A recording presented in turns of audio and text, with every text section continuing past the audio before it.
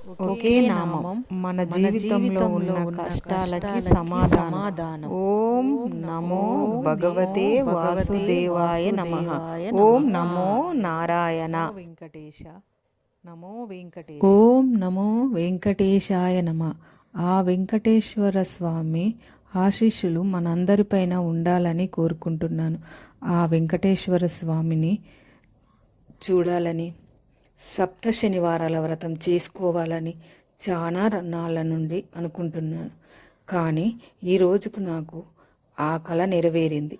ఒక రోజున నా కొడుకు ఫోన్ చేసి ట్రైన్ టికెట్స్ తిరుపతికి బుక్ చేశాను అని అన్నాడు. మీకు వీలైనా వీలు కాకపోయినా మనం కంపల్సరీ వెళ్ళాలని చెప్పాడు.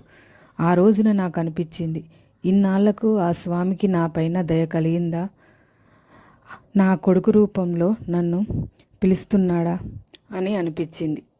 ఆ రోజున మేము ఆ వెంకటేశ్వర స్వామి దర్శనానికి వెళ్ళాం.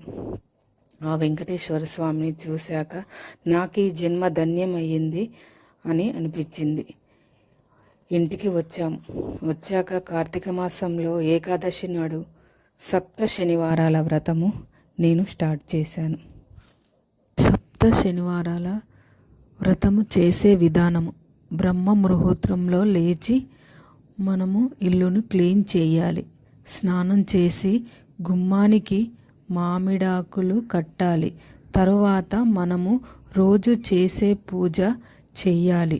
తరువాత వెంకటేశ్వర స్వామికి ముడుపు కట్టాలి. ఆ ముడుపులో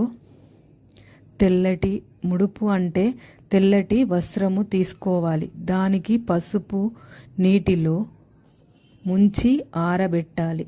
తరువాత ఆరబెట్టిన వస్త్రాన్ని తీసుకొని పసుపు, కుంకుమ, గంధం, 11 రూపాయలు, యాలకులు, పచ్చకర్పూరం, లవంగాలు, తులసి దళం వేసి జవ్వాది పౌడర్ కూడా వేసి అక్షంతలు వేయాలి.